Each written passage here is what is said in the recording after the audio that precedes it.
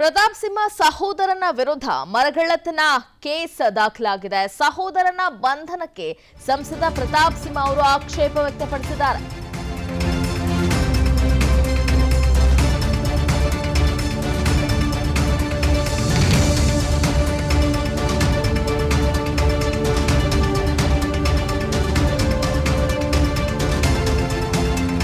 ಮರಗಳ್ಳತನ ಪ್ರಕರಣದಲ್ಲಿ ತನ್ನ ಸಹೋದರ ವಿಕ್ರಮ್ ಸಿಂಹನನ್ನ ಬಂಧಿಸಿರೋ ಬಗ್ಗೆ ಪ್ರತಾಪ್ ಸಿಂಹ ಅವರು ಆಕ್ಷೇಪವನ್ನ ವ್ಯಕ್ತಪಡಿಸಿದ್ದಾರೆ. ಕೊನೆಗೂ ಮೌನ ಮುರಿದಿದ್ದಾರೆ. ಪ್ರಕರಣದ ಎಫ್ಐಆರ್ ಪ್ರತಿಯನ್ನ ಹಂಚಿಕೊಳ್ಳುವ ಮೂಲಕ ಅವರು ಮಾರ್ಮಿಕವಾಗಿ ತಿರುಗೇಟನ್ನ ಕೂಡ ನೀಡಿರೋದನ್ನ ಗಮನಿಸಬಹುದು.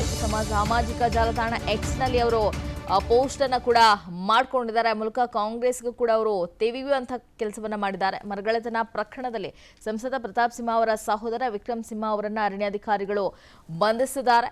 ಗಮನಿಸಬಹುದು, ಬೇಲೂರು ಬಳಿಯ ನಂದಗೊಂಡನಹಳ್ಳಿಯಲ್ಲಿ 126 ಮರಗಳನ್ನು ಕಡಿದ ಆರೋಪದಡಿ ವಿಕ್ರಮ್ ಸಿಂಹ ಅವರನ್ನ ಅಧಿಕಾರಿಗಳು ಬಂಧಿಸಿದ್ದಾರೆ. ಆದರೆ ಎಫ್ಐಆರ್ ಪೋಸ್ಟ್ ಅನ್ನ ಮಾಡ್ಕೊಂಡಿದ್ದಾರೆ ಪ್ರತಾಪ್ ಸಿಂಹ ಅವರು. ಯಾವುದೇ ರೀತಿ ಅವರ ಹೆಸರಿಲ್ಲ ಎಫ್ಐಆರ್ ನಲ್ಲಿ, ಆದರೂ ಕೂಡ ಬಂಧಿಸಲಾಗಿದೆ ಅಂತ ಹೇಳಿ ಪರೋಕ್ಷವಾಗಿ ಸಂದೇಶವನ್ನ ರವಾನಿಸಿದ್ದಾರೆ ಪ್ರತಾಪ್ ಸಿಂಹ ಅವರು.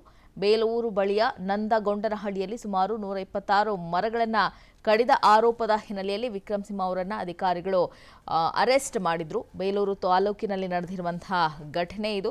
ಇನ್ನು ಈ ಸಂಬಂಧ ಬೇಲೂರು RFO ಜಮೀನಿನ ಮಾಲೀಕರಾದ ಜಯಮ್ಮ, ರಾಕೇಶ್ ಶೆಟ್ಟಿ ಹಾಗೂ ಇತರರ ವಿರುದ್ಧ ಪ್ರಕರಣವನ್ನು ಕೂಡ ದಾಖಲಿಸಿಕೊಂಡಿದ್ದಾರೆ. ಕಡಿದಿರುವ ಮರಗಳನ್ನು ಅರಣ್ಯ ಇಲಾಖೆ ಡಿಪೋದಲ್ಲಿ ಈಗ ಸಂಗ್ರಹ ಮಾಡಲಾಗಿದೆ. ಪ್ರಕರಣಕ್ಕೆ ಸಂಬಂಧಪಟ್ಟಂತೆ ಪ್ರತಾಪ್ ಸಿಂಹ ಹಾಗೂ ಅವರ ಸಹೋದರನ ವಿರುದ್ಧ ಕಾಂಗ್ರೆಸ್ ಸೋಷಿಯಲ್ ಮೀಡಿಯಾದಲ್ಲಿ ವಾಗ್ದಾಳಿಯನ್ನು ಕೂಡ ನಡೆಸಿತ್ತು.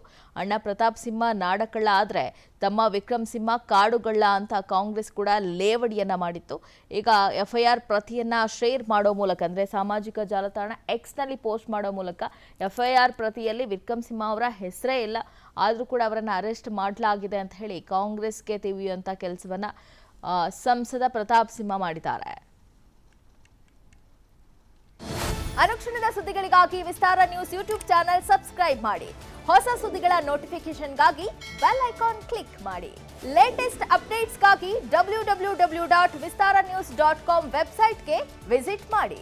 ಅಂಗೈಯಲ್ಲೇ ಜಗತ್ತಿನ ಸುದ್ದಿ ತಿಳಿಯಲು ವಿಸ್ತಾರ ನ್ಯೂಸ್ ಕನ್ನಡ ಆಪ್ ಡೌನ್ಲೋಡ್ ಮಾಡಿ.